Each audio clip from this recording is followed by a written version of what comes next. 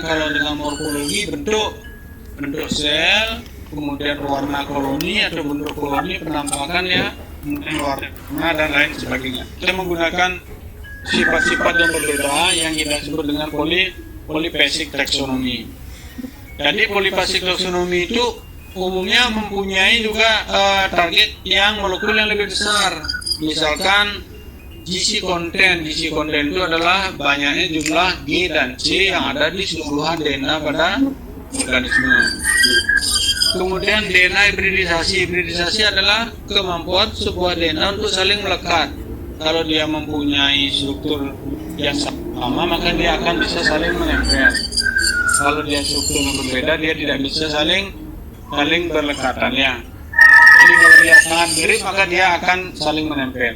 Kalau dia tidak mirip, maka dia tidak saling menjauh ya.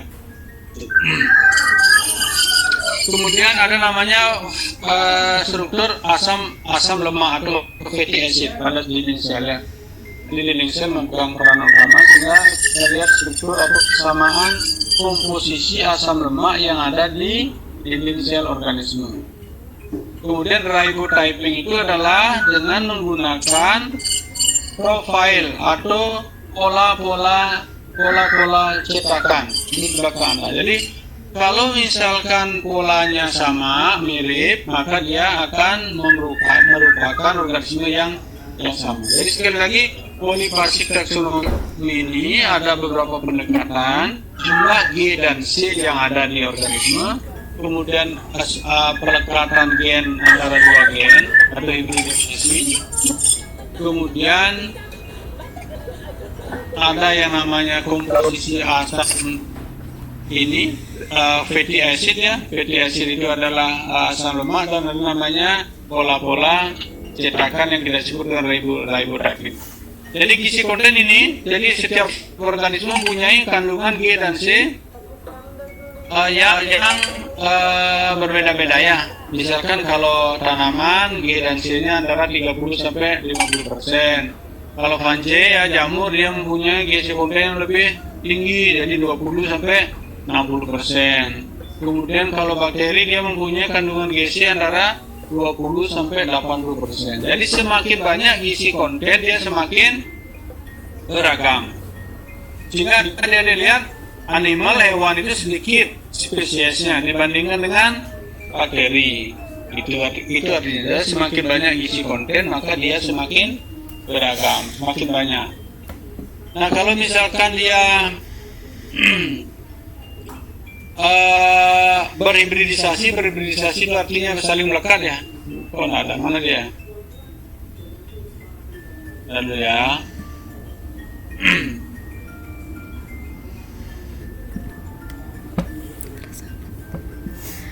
Ini misalkan ada organisme satu dengan organisme yang lainnya.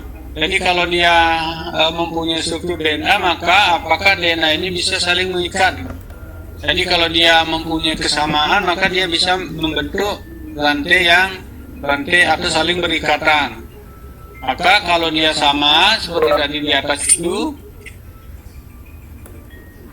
ini misalkan kalau dia mempunyai sebuah organisme itu sangat sama, maka dua buah rantai nukleotida akan bisa saling menempel, sehingga kita sebut dengan hibridisasinya adalah 100%. Kalau dia hanya sebagian melekat, maka kalau satu bisa melekat dua, maka dia 75% dan seterusnya. Jadi hibridisasi itu berdasarkan kesamaan struktur DNA. Jadi contohnya seperti ini.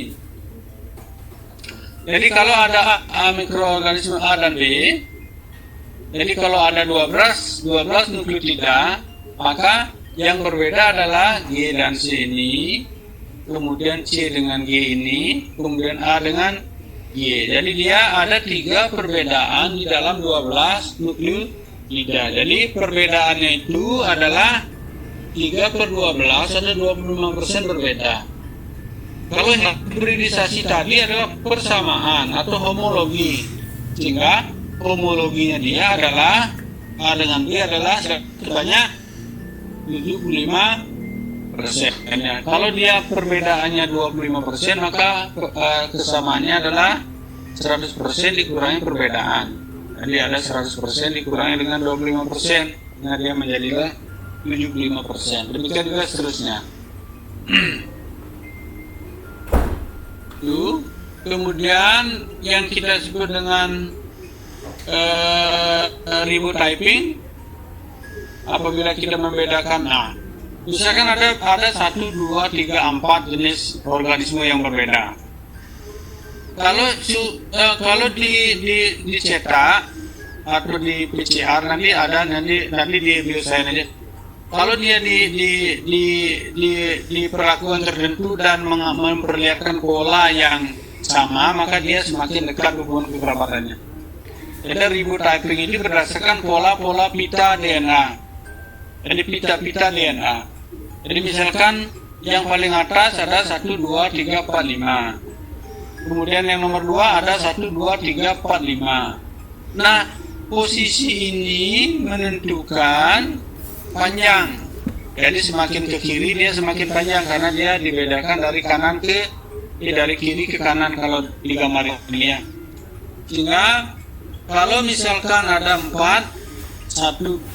ada laktit, acidobulus, brepis dan kefir, maka kalau kita lihat yang ini, yang polanya paling sama, misalkan yang paling atas itu 1, 2, 3, 4, di mana dia sama, ini sama, ini sama. Nah, jadi dia dengan memperlihatkan hubungan pola pita seperti ini, dia akan menunjukkan kesamaan. Jadi yang paling atas ini paling mirip dengan yang ini,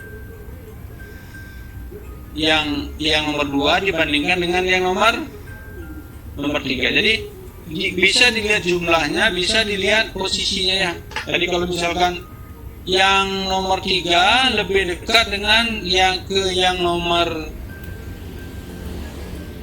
4 apa yang nomor 2. Jadi ada dilihat. Jadi kalau dia dibedakan, caranya membedakan adalah satu bisa jumlah, yang paling penting tidak hanya jumlah tetapi pita yang mirip ya. Yang mirip itu artinya yang posisinya sama.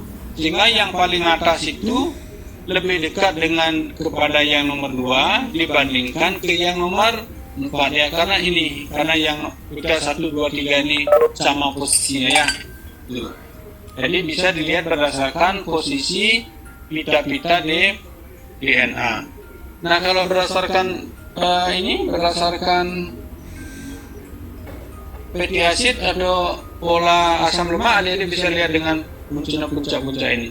Jadi semakin mirip patternnya atau polanya, dia akan semakin dekat hubungan kekerabatannya.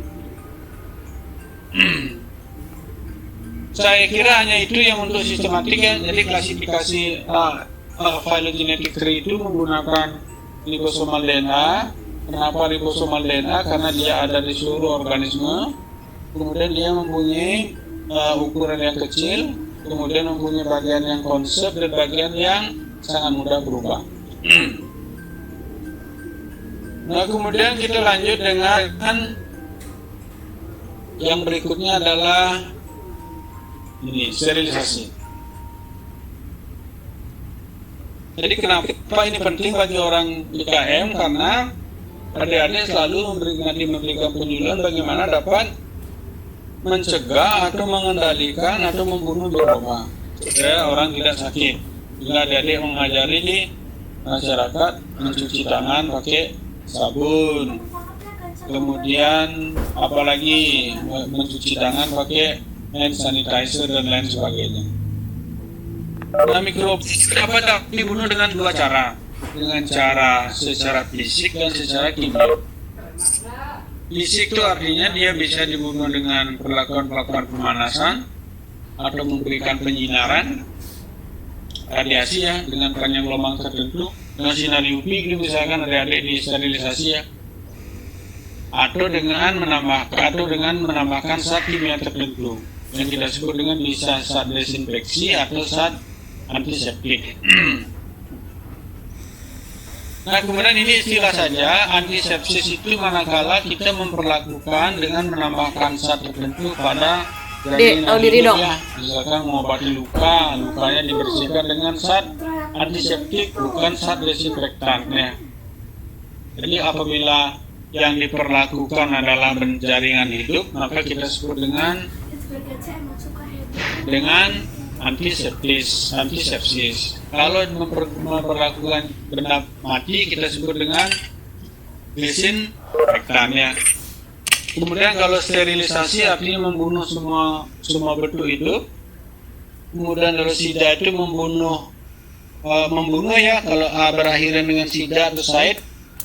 Kemudian statis atau menghambat pertumbuhan. Kemudian kalau lisis adalah dengan menghancurkan sel.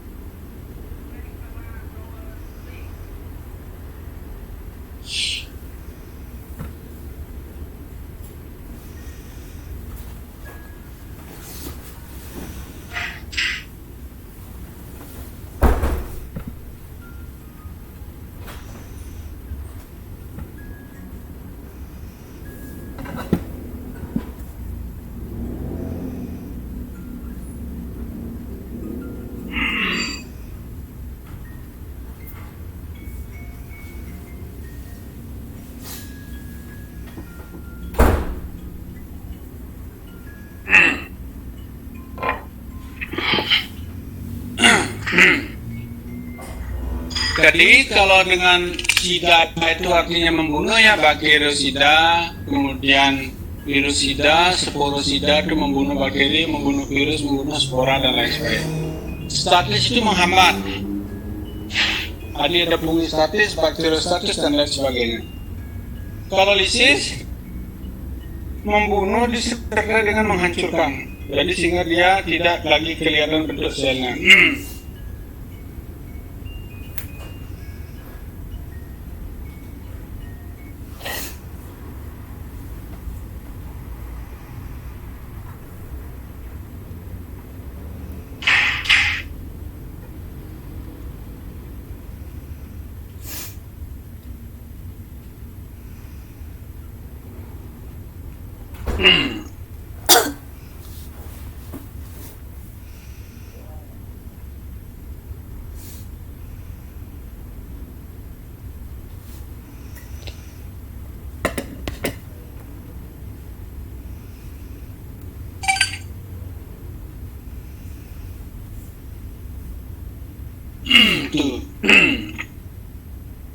Nah kemudian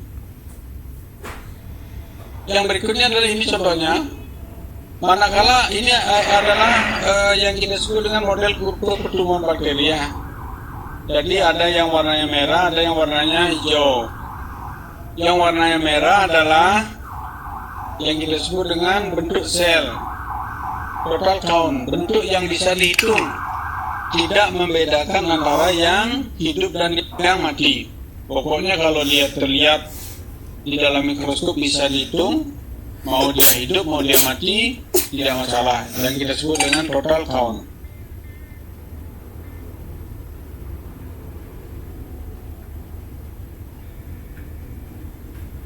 Kemudian yang berikutnya adalah yang warna hijau. Warna hijau artinya adalah yang viable count, atau yang dihitung adalah yang bisa hidup saja.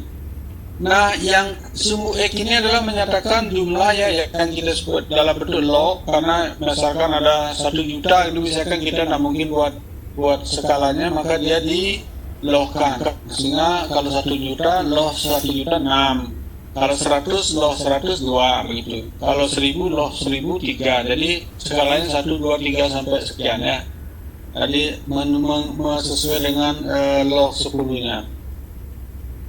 Nah, manakala ada dua buah organisme, ada bakteri atau ada organisme, pada saat kita tambahkan bakteriostatis atau fungistatis ya yang bersifat menghambat pertumbuhan, maka pada saat ditambahkan dia tidak akan tumbuh. Dia akan grafiknya akan lurus. Tetapi kalau ditumbuhkan dia bisa tumbuh. Artinya dia masih hidup. Sehingga yang kita sebut dengan statis. Kalau kita nambahkan sidal, maka mikroorganismenya akan mati. Sehingga kalau kita tambahkan misalkan di tanah panah ini, maka jumlahnya yang hidup akan sangat berkurang, bahkan turun jadi nol yang. Tapi dia masih terlihat bentuknya yang merah ini. Kalau adik-adik lihat di bawah mikroskop. Tetapi kalau dia bersifat lisis, maka mikroba akan mati disertai dengan tidak kelihatan bentuk hidupnya. Jadi mikrobanya kan hancur ya, tidak kelihatan bentuk selnya, sehingga adik-adik tidak bisa melihat sosoknya. Kemudian adalah, ini tidak penting, adik-adik bisa lihat, ini bisa lihat, adik-adik baca aja ini, gampang nih. Ini. Yang penting berikutnya adalah untuk mengukur kekuatan sebuah zat antiseptis atau zat desinfektan, digunakanlah yang kita sebut dengan koefisien fenol.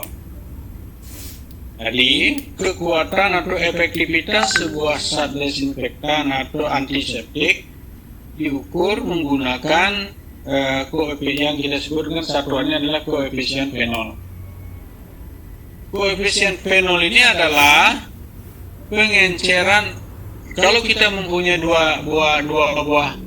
sebuah zat tertentu yang kita ingin melihat aktivitas antiseptiknya, misalkan adik-adik ingin membuat penelitian kecil-kecilan, ingin melihat aktivitas atau kekuatan antiseptik apa, misalkan daun tertentu terhadap E. coli misalkan, atau bukan terhadap E. coli, kekuatan antiseptik sebuah bahan alat tertentu misalkan. Jadi produk itu yang ingin kita ukur kekuatan antiseptik, efektivitas antiseptiknya diencerkan, misalkan diencerkan 10 kali, diencerkan 100 kali, dan seterusnya sampai N kali. Pangkat minus ini artinya kali ya. Jadi 10 pangkat 1 min 1 artinya 1/10 atau diencerkan 10 kali. 10 pangkat min 2 artinya 1/100 atau diencerkan 100 kali. Demikian juga dengan larutan fenol. Jadi larutan fenol 10 pangkat 1 dan 10 pangkat N. Nah, kenapa dipakai fenol? Karena fenol mempunyai aktivitas pendenaturasi protein yang sangat kuat ya. Jadi apapun materi hidup, kalau kena fenol dia akan rusak proteinnya, sehingga dia mikroba akan mati. Nah, apabila sebuah zat produk A diencerkan, kemudian fenol juga diencerkan, kemudian pengenceran yang diencerkan tadi itu dimasukkan ke dalam tabung reaksi yang berisi mikroorganisme uji, bisa Staphylococcus aureus atau Salmonella, kemudian direndam selama 5 menit, ditanam di media agar. Direndam selama 10 menit, ditanam. Setelah 10 menit ditanam pada media agar. Setelah dia 15 menit ditanam di media agar. Akhirnya kalau ini masih hidup, maka dia akan kelihatan bentuk-bentuk seperti pentol-pentol ini ya. Pentol-pentol ini adalah pertumbuhan mikroba. Nah, koefisien fenol itu dihitung pengenceran produk ini yang tertinggi, misalkan dia diencerkan 100 kali, kemudian dia tidak menghasilkan pengamatan setelah diinkubasi selama 10 menit. Kemudian fenol ini misalkan berapa? 1000 kali misalkan, yang menunjukkan tidak dia atau dia menunjukkan pengamatan setelah dia direndam 10 menit. Tapi dia tidak membunuh selama manakala direndam selama 5 menit. Jadi pengenceran tertinggi di mana menyebabkan kematian mikroba apabila dibiarkan selama 10 menit, tetapi dia tidak mati selama 15 menit, itulah dipakai sebagai penghitungan pengenceran yang tertinggi. Sehingga contohnya adalah apabila pengenceran tertinggi sebuah zat tertentu itu adalah 1/200, artinya diencerkan 200 kali. Kemudian pengenceran tertinggi dari fenol adalah 1/10 atau diencerkan 10 kali, maka koefisien fenolnya adalah tertinggi ini adalah 200 dibagi dengan 10, sehingga dia mempunyai aktivitas atau efektivitas zat antimikrobial 20 kali lebih bersiksa dibandingkan dengan benol. Dia mempunyai efektivitas 20 kali dibandingkan dengan benol itu maksudnya. Jadi dia mempunyai aktivitas lebih hebat daripada atau lebih letal atau lebih membunuh daripada benol.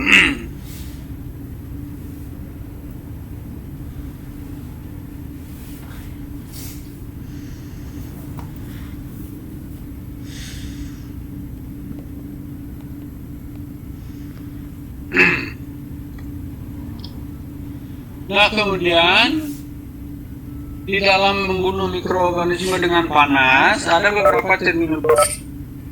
Ada namanya thermal dead point, thermal dead time, sama nilai D.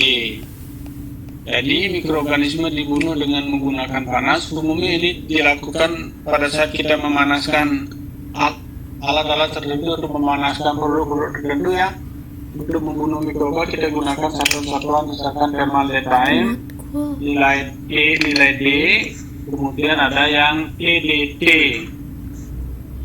Nah, thermal dead time itu adalah suhu di mana organisme steril setelah dipanaskan selama 10 menit.